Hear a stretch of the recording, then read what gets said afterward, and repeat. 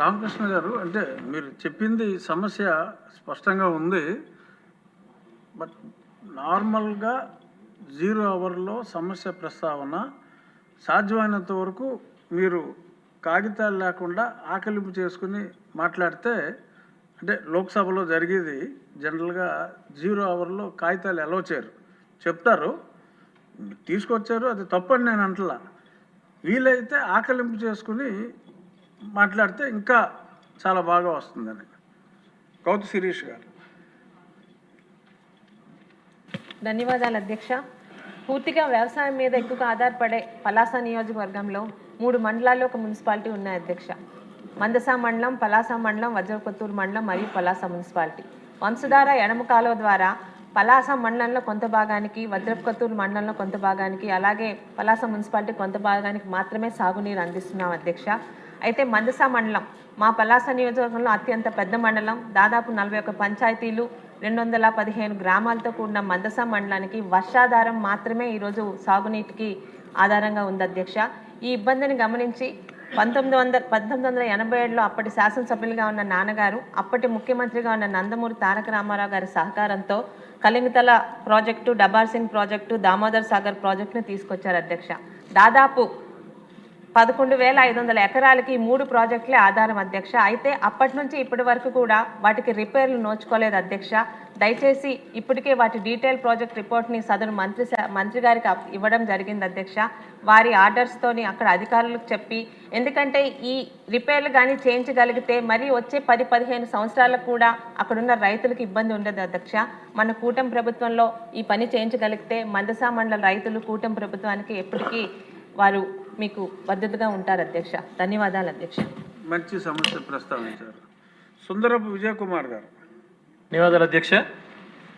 ఈ skill development మీద మన రాష్ట్రంలో ఎప్పుడు జరగలేనంత జాబ్ మేళాలు పెట్టి బ్రహ్మాండంగా ప్రతి నియోజకవర్గంలో కూడా బ్రహ్మాండంగా ఈరోజు ఉద్యోగాలు మరి ఇచ్చే పని చేస్తున్నారు. దానికి మరి గవర్నమెంట్కి మరి మంత్రివర్యులకి కూడా ధన్యవాదాలు తెలియజేస్తూ, నా సూచన ఏంటంటే అధ్యక్ష, మా దగ్గర సుమారు 250 కంపెనీలు ఉన్నాయి. నేను అబ్జర్వ్ చేసింది ఏంటంటే, కంపెనీల్లో మన కొత్త కంపెనీలు కూడా వస్తున్నాయి, ఇప్పుడు కంపెనీలు ఉన్నాయి.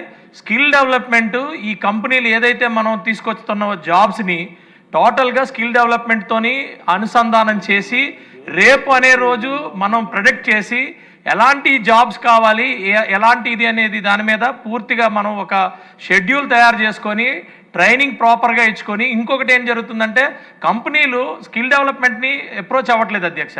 జాబ్ మాకు ఇన్ని వేకెన్సీస్ ఉన్నాయి, అలానే ఇప్పుడు కూడా ఏ ప్రైవేట్ కంపెనీ కూడా అప్రోచ్ అవ్వట్లేదు.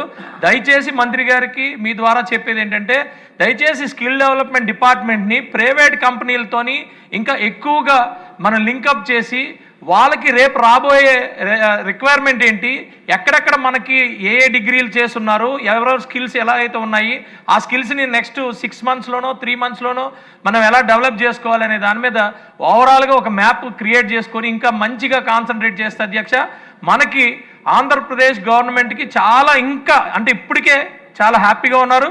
నేను ఇంకా ఏమంటానంటే, రేపు అనే రోజు 100% ఎవరు ఏది చదువుకుంటే వాళ్ళకి ఆ జాబ్ ఇచ్చి వాళ్ళకి బ్రహ్మాండమైన ఫ్యూచర్ ఉండే పరిస్థితి ఉంటుంది అధ్యక్ష. కొంచెం ఇంకా మంచిగా అలైన్మెంట్ చేసుకోగలిగితే మాత్రం అధ్యక్ష బ్రహ్మాండం. ఎందుకంటే ఇంత కష్టపడి ఎన్నో కంపెనీలు తీసుకొచ్చి ఒక్క కంపెనీని తీసుకురావడం అంటే మామూలు విషయం కాదు అధ్యక్ష. ఏదో దావోస్ వెళ్ళిపోతే ఇంకోటి వెళ్ళిపోతే మీటింగ్ పెట్టేస్తే కాదు. దావోస్ వెళ్ళడం, దావోస్ వెళ్ళే ముందు ఎంత హోంవర్క్ చేశారో, నా దగ్గర 10,000 ఎకరాల పైన నాకు ఇండస్ట్రియల్ ఎస్టేట్ ఉంది కాబట్టి నేను చెప్తున్నాను, SEZ ఉంది కాబట్టి చెప్తున్నాను. ఆ తర్వాత ఎంత మరి వర్క్ చేస్తున్నారు, ఎంత కష్టపడుతున్నారు. ఇంత కష్టపడిన తర్వాత ఇంకా ప్లాంట్గా కనుక మనం స్కిల్ డెవలప్మెంట్తో ఈ ప్రైవేట్ కంపెనీని అన్నింటినీ కూడా అనుసంధానం చేసి ఇంకా ప్లాంట్గా చేయగలిగితే అధ్యక్ష 100% ఆంధ్రప్రదేశ్లో ఉన్న ప్రతి ఒక్కరికి రైట్ జాబ్ వస్తుంది, రైట్ ప్లేస్మెంట్ వస్తుంది.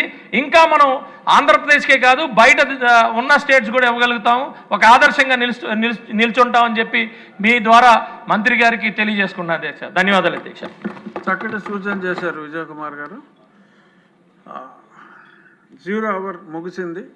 సభ్యులకు ఒక విజ్ఞప్తి, 24, 25, 26 తారీఖుల్లో ఉన్న ఈ క్రీడా పోటీలన్నిటిలో సాధ్యమైనంత వరకు అందరూ ఎక్కువ మంది పార్టిసిపేట్ చేయాలి. ఆ క్రీడలో ప్రావీణ్యం లేనప్పటికీ కూడా పార్టిసిపేషన్ ఇంపార్టెంట్ కాబట్టి ఎక్కువ మంది పార్టిసిపేట్ చేయాలి అని చెప్పి అందరినీ కోరుకుంటూ, సాంస్కృతిక కార్యక్రమాల్లో కూడా కళాకారులే కానక్కర్లేదు, ఎంతో కొంత